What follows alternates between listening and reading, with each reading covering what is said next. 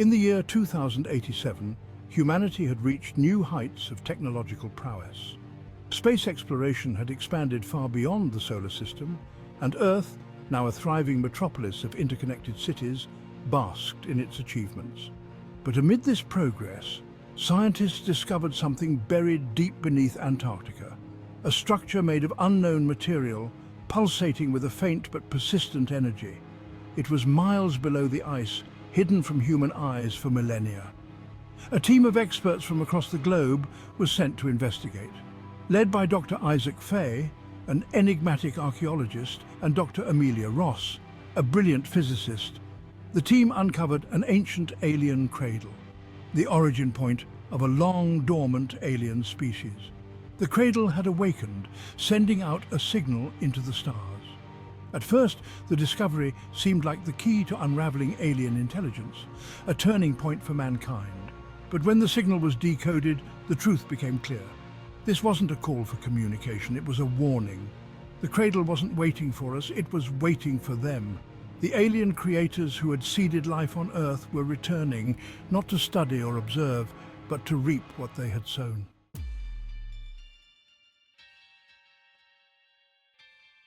Weeks after the discovery, massive black clouds began forming above the planet, unlike anything seen before.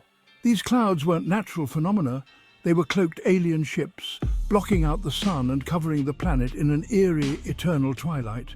People panicked, governments mobilized, and the world was thrown into chaos. Soon, reports of strange occurrences surfaced across the globe. People began disappearing without a trace. Entire towns and cities wiped clean of life, leaving behind only ghostly echoes of the world that once was. As the sky darkened, the world's greatest scientists came together in an emergency global summit. Dr. Amelia Ross, now one of the few who understood the gravity of the situation, explained the horrifying truth. Earth was not just home to humans, it was a farm, and humanity was the crop. The alien creators had seeded life on Earth millions of years ago, and now they had returned to harvest the energy of humanity's collective consciousness to fuel their dying civilization.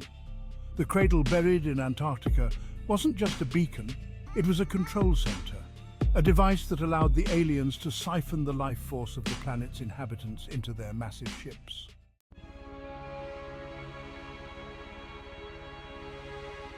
The invasion was silent but relentless. People began to experience vivid otherworldly dreams, only to never wake up. Their bodies would remain intact, but their minds gone. Dr. Fay theorized that the aliens had perfected a technology that allowed them to extract human consciousness, turning it into pure energy. They weren't killing humans, they were feeding off them. Military forces around the world attempted to fight back, but the alien ships were impervious to any known weaponry. Tanks, missiles and drones, everything was useless. The ships hovered, cloaked in their black clouds like giant predators awaiting their prey. In desperation, Dr. Ross and Dr. Fay led a small team to Antarctica, believing that the cradle was the key to stopping the harvest. They discovered that the cradle was connected to Earth's magnetic field, and by destabilizing it, they could disrupt the aliens' ability to harvest human consciousness. But to do so, they would need to sacrifice the very energy the aliens were collecting, human lives.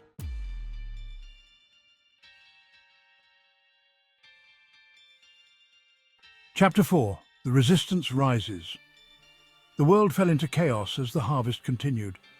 People lived in fear, knowing they could be taken at any moment. The few remaining governments declared a global state of emergency, and underground resistance movements began to form, led by remnants of the military and civilian leaders. These resistance cells worked to disrupt alien operations, but every attempt was met with failure. The aliens had technology far beyond anything Earth could comprehend. Amid the despair, Dr. Fay and Dr. Ross worked tirelessly to find a way to reach the cradle's core. They were joined by a group of survivors, including a rogue hacker named Leo Rivas, who had managed to breach alien communication systems. Using Leo's expertise, the team learned that the aliens weren't invincible. They had weaknesses. The cradle acted as a hub for their entire operation. If they could overload it with energy, it could create a feedback loop strong enough to destroy the alien ships. but the cost would be catastrophic.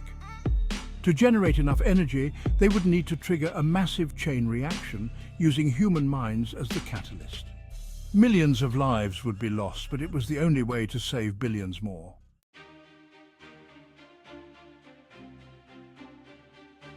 Chapter 5. The Final Gamble. As the Cradle's energy field began to expand, reaching out to every corner of the planet, Dr. Ross and Dr. Fay put their plan into motion. With the help of the Resistance, they hijacked the world's power grids, directing every ounce of energy to the Cradle. But they needed one final push: human consciousness.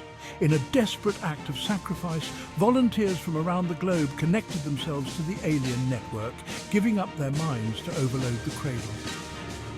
Dr. Fay himself stepped forward, knowing that this was the only way to ensure the survival of the human race. The plan worked. As the Cradle reached critical mass, a massive surge of energy erupted, creating a shockwave that ripped through the alien ships. One by one, the ships disintegrated, their dark clouds evaporating into the sky. The harvest had been stopped, but Earth was forever changed. Billions of people had been lost, their minds consumed in the final act of resistance.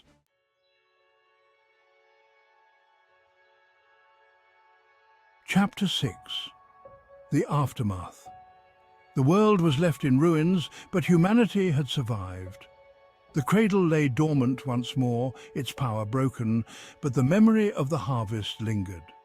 Dr. Ross, one of the few survivors of the Antarctic mission, became the de facto leader of the New World, working to rebuild what was left of civilization. But as humanity began to recover, new signals were detected from deep space. The Cradle had been shut down, but the message had been sent. The aliens were not defeated, they were merely delayed. They would return one day, and next time they would not come to harvest. They would come to conquer.